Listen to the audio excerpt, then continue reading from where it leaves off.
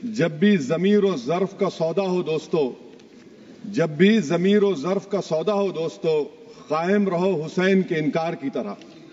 Sir, ये वक्फ तरमीमी bill Bharat के गयूर मुसलमानों के ईमान पर, इबादत पर एक हमला है।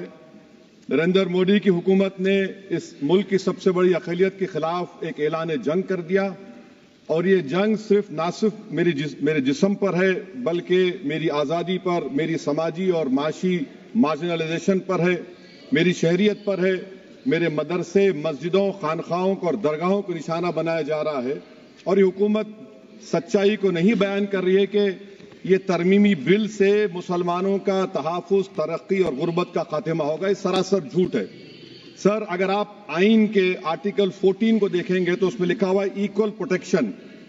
अब आप देख लीजिए सर कि हिंदू, सिख और जैन को और बौद्ध को उनके एंडोमेंट में तहफ़्फ़ुज़ मिलेगा क्योंकि उनका एंडोमेंट बाय यूजर बरकरार है और उनका एडमिनिस्ट्रेशन उनके हाथ में होगा कि गैर हिंदू या गैर उनके मजहब का आदमी दान भी दे सकता है उनके लिए, और एंडोमेंट बोर्ड का तहफ़्फ़ुज़ भी मिलेगा क्योंकि उसके ऊपर ओवरराइडिंग क्लॉज अप्लाई नहीं होगा, लिमिटेशन का कानून उस पर अप्लाई नहीं होगा। उसके बरक्स ऑपोजिट आप देख लीजिए, मुस्लिम वक्फ को वक्फ बाय यूजर निकाल दिया गया। एक मुस्लिम वक्फ की जायदाद पर कब्जा होगा, लिमिटेशन लगेगा तो जो एनक्रोचर है, जो खाबिज है, वो रातों रात मालिक बन जाएगा और एक गैर मुस्लिम वक्फ बोर्ड को एडमिनिस्टर करेगा। ये आर्टिकल 14 के इक्वल प्रोटेक्शन का वायलेशन।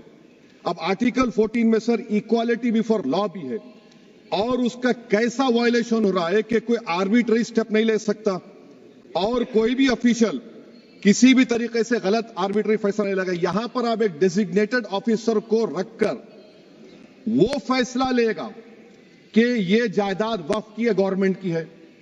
क्या ये प्रिंसिपल्स ऑफ नेचुरलिटी के खिलाफ नहीं है जिसका तकर्रुर एग्जीक्यूटिव करती है? ये हमारे theory of separation of powers Bharat के आइन का बेसिक स्ट्रक्चर का हिस्सा है। क्या इसका वायलेशन नहीं है? सर, आर्टिकल 25 का वायलेशन कैसे है कि आप मुसलमानों से वक्फ बाय यूजर छीन रहे हैं और फिर आप कर्ब कर रहे हैं वक्फ वाल औलाद को, मगर वहीं पर दूसरे धर्म के मानने वालों को उनके मजहब पर चलने की पूरी इजाजत है। लफ्ज जो आर्टिकल 25 में इस्तेमाल हुआ सर, वो इक्वली एंटाइटल्ड, यहां पर मुसलमानों के इक्वल एंटाइटल्ड नहीं हो रहा। अभी हम गृह मंत्री का, वजीर दाखिला का यहां पर उनका हमने तकरीर सुनी, यहां पर वो ये कहते हैं, वजीर दाखिला, शायद वो कटमुल्ला की जबान ना कह दें, वजीर दाखिला कहने पर वजीर दाखिला ने अपने बयान में कहा कि बोर्ड और काउंसिल जो होगा वो माने वक्फ इस्लाम से अलग है। सर, अगर ये बात सच है आपकी तो फिर आपको ये कानून बनाने की जरूरत ही नहीं है, आप एक नॉन स्टैट्यूटरी बॉडी बना दीजिए। ये जो कानून बन रहा है ना सर, ये आर्टिकल 26 इसका सोर्स है और आर्टिकल 26 जब इसका सोर्स है तो आर्टिकल 26 का ABCD क्या कहता है कि रिलीजियस डिनोमिनेशन को अपने मजहब के अफेयर्स खुद चलाना, मूवेबल इमूवेबल प्रॉपर्टी को लेना और एडमिनिस्टर करना। जब हिंदू धर्म को, बौद्ध धर्म को, सिखों को यह राइट दिया गया है तो आप कैसे मुसलमानों से छीन रहे हैं? तो ये आर्टिकल 26 का ग्रेव वायलेशन है। तो सर, अब वक्फ बाय यूजर का मामला देखिए, मिनिस्टर साहब ने कहा कि एंक्रोचमेंट हो रहा है, 17,000 एंक्रोचमेंट हुए हैं। तो यही नरेंद्र मोदी की हुकूमत ने 2014 में उस वक्त के मंत्री ने एक Waqf properties eviction of unauthorised occupants bill को इंट्रोड्यूस किया। आपने विड्रॉ कर लिया 2024 में उसको। क्यों विड्रॉ किया सर आपने?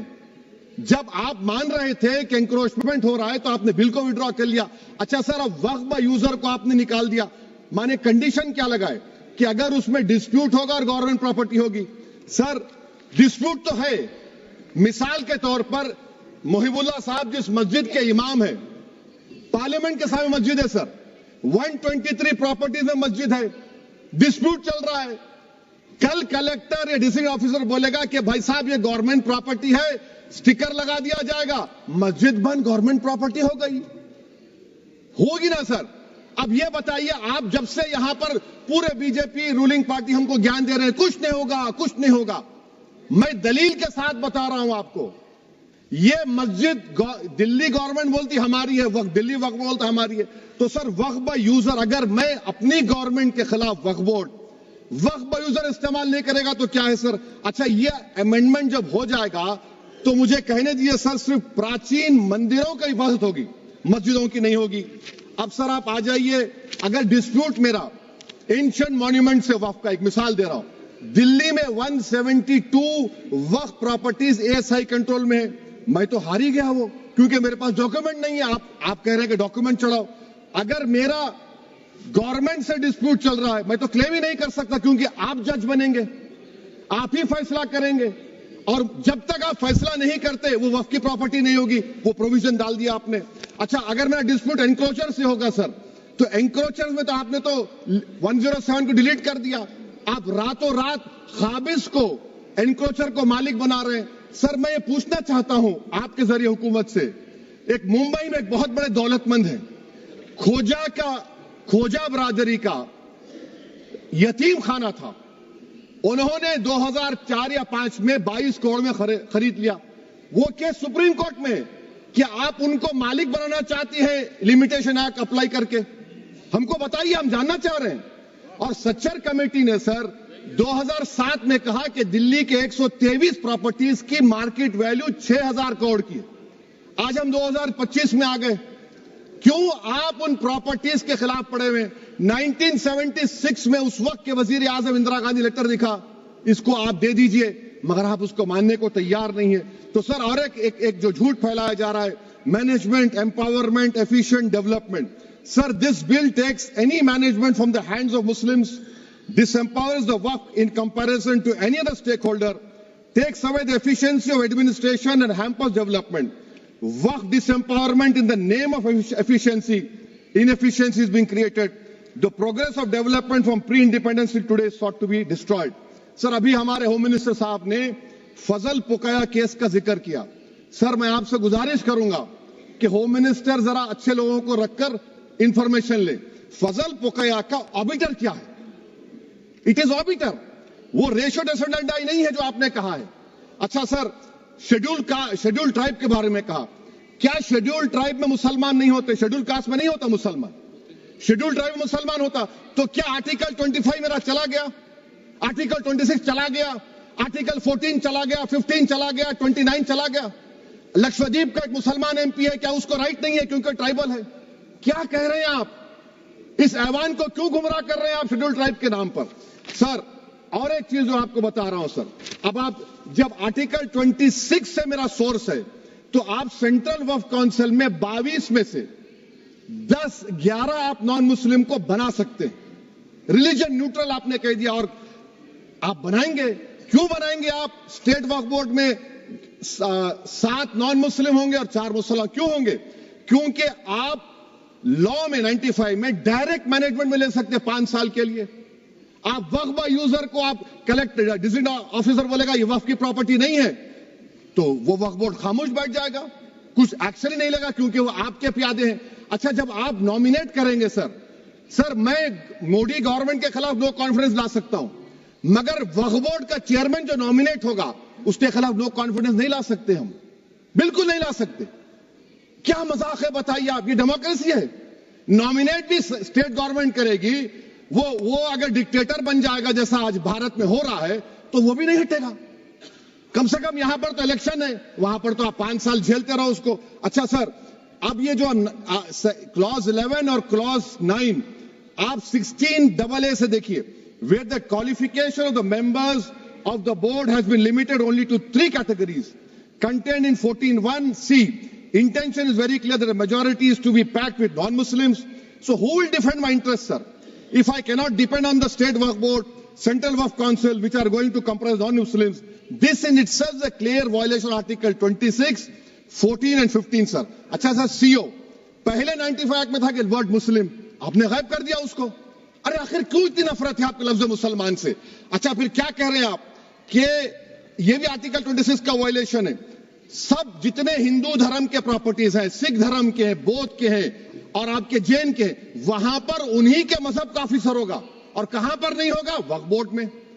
वक्फ board is a pure religious institution. इसको समझने की जरूरत है। तो आप ये कर दे रहे हैं सर। अच्छा सर, आप देखिए, अब आप आ जाइए ये ट्राइब्यूनल पर। मुझे समझ में नहीं आया सर कि हमारे होम मिनिस्टर वजीर दाखिला ने क्या कह दिया कि 2013 का जो कानून है वो नहीं बनता तो हम नहीं लेके आते। मैं बड़े अदब के साथ उनसे पूछना चाह रहा हूं कि क्या उस वक्त राजनाथ सिंह साहब, आडवाणी साहब, हमारी लेट सुषमा स्वराज, ये बड़े बड़े नेता यहां बैठे थे? आपने यूनानिमस उस कानून को पास करवा दिया। कीर्ति आजाद थे उस वक्त, अब यहां बैठे हैं वो टीएमसी में। तो क्या आप गलत थे या वो गलत थे? हमको बता दीजिए, आप बता दीजिए। क्योंकि अगर आडवाणी आपके लिए बहुत बड़ा नेता है, मेरे लिए नहीं हो सकते, आपके लिए आपने पद्मश्री दिया उनको। मोहतरमा सुषमा स्वराज की जबरदस्त तकारीर का मैं कायल हूं। वो बैठकर उस 2013 को यूनानिमस पास कर दिए। मुझे कंफ्यूजन है कि क्या अमित शाह, नरेंद्र मोदी बड़े हैं या आडवाणी बड़े हैं? आपके लिए आप तय कर लीजिए। अच्छा सर, आपके tribunal sir, railway Clements tribunal, NGT tribunal, income tax, वैसे 14-15 ट्राइब्यूनल है।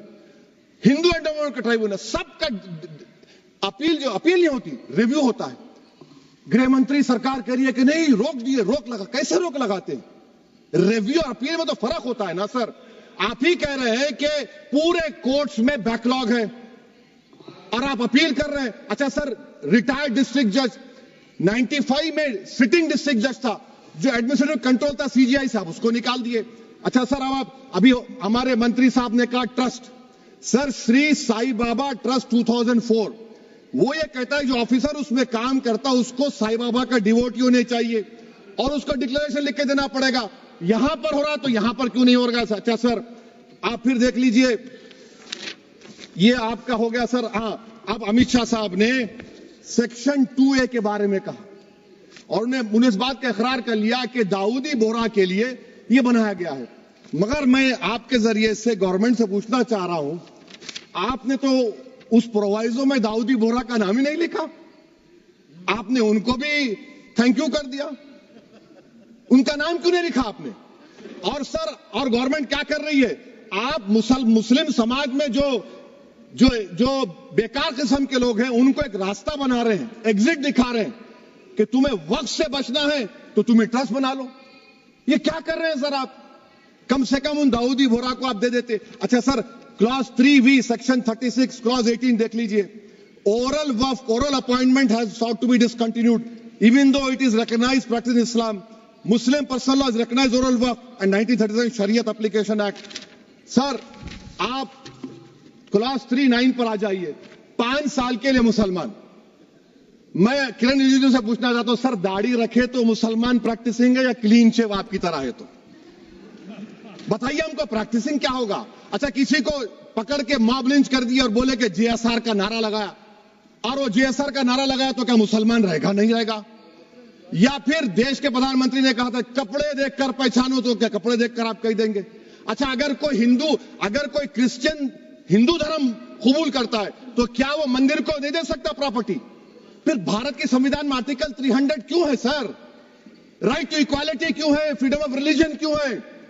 5 साल कहां से लाएंगे? अच्छा सर, और एक चीज सर, और एक चीज मैं आपको बोल के खत्म कर दूंगा सर। इस बिल में वक्फ औलाद का सर, इसमें आप देखिए clause 4(3)(2), the creation of waqf al-awlad shall not result in denial of inherent rights to heirs, including women heirs or the waqif or any other right of person. Sir, ये article 25 का violation है, शरीयत application act 37 का violation, article 300A का violation है। अच्छा, हिंदू धर्म में सेल्फ एक्वायर्ड प्रॉपर्टी को एक हिंदू, अब उसके फर्ज के 2 बच्चे हैं, वो एक को अपनी पूरी दौलत दे सकता है, कोई रोक टोक नहीं है। वो कहेगा नहीं मैं घर के बच्चों को नहीं दूंगा, मोहल्ले के गरीब को दे दूंगा, वो भी कोई रोक टोक नहीं है। वहां पर आपको बच्चों की फिक्र नहीं है। जब मैं अपनी प्रॉपर्टी को अल्लाह को मालिक बनाकर दे रहा हूं, आप कह रहे बच्चों की फिक्र नहीं है। इतनी मोहब्बत आप बिल्किस बानो से दिखा देते तो आपके लिए दुआएं देती आपके लिए। तो सर, आप दूसरी बात आप देख लीजिए सर, आखिरी बात कहकर मैं अपनी बात को मुकम्मल कर रहा हूं सर। नहीं मुकम्मल कर रहा हूं। स्पीकर साहब बहुत टाइम दे दिए। सर आप देखिए, इसमें अमित शाह साहब बोले कि इतनी प्रॉपर्टीज का कब्जा हुआ, चोरी हुई, ये हुआ। सर क्लॉज 2652A सेक्शन, अगर कोई प्रॉपर्टी बेचता है 2 साल की सजा थी, आपने क्या कर दिया, उसको 6 महीने कर दिया। नॉन अवेलेबल था, आपने अवेलेबल कर दिया। सेक्शन 40 की बात करते हैं। सेक्शन 40 में सर हमको जो ज्वाइंट वर्किंग कमेटी का जो नोट्स दिए, उसमें मिनिस्ट्री ऑफ माइनॉरिटी अफेयर्स ने कहा कि 30 साल में 515 केसेस सेक्शन 40 के और सिर्फ 8 लोग कोर्ट को गए। वक्फ यूजर का कानून तेलंगाना आंध्रा में है, सेक्शन 40 का कानून तमिलनाडु 63 है, आंध्र प्रदेश में 43 है। और सर आप डायरेक्शन दे रहे हैं, अच्छा क्लॉज 4218B देखिए सर, आप रूल बना रहे हैं, कोऑपरेटिव फेडरलिज्म के खिलाफ है, इतना रूल बना रहे हैं। और आखिर में सर मैं आपको बताना चाह रहा हूं स्पीकर साहब, ये बिल का मकसद सिर्फ मुसलमानों को जलील और रुस्वा करना है, मुसलमानों को दूसरे दर्जे का शहरी बनाने का इनका मकसद है। सर अगर आप हिस्ट्री को पढ़ेंगे तो महात्मा गांधी उस वक्त के व्हाइट अफ्रीका में सफेद फार्म अफ्रीका के कानून को महात्मा गांधी ने कहा था कि ये मेरा कॉन्शियंस इसको मानता नहीं, मैं इस कानून को कबूल नहीं करता हूं। तो महात्मा गांधी ने क्या किया, उन्होंने उस कानून को फाड़ दिया। तो मैं गांधी की तरह इस कानून को फाड़ता हूं। ये अनकॉन्स्टिट्यूशनल है सर। इस देश में झगड़े पैदा करने का काम बीजेपी करना चाहती है मस्जिद और मंदिर के नाम पर, इसीलिए मैं इसका कंडेम करता हूं। और मैं आपसे गुजारिश करता हूं कि मैंने अपने 10 अमेंडमेंट दिए हैं, आप इसको कबूल करिए सर, मुझे बोलने का मौका दीजिए और उस पर डिवीजन का मैं डिमांड भी करूंगा। Thank you sir.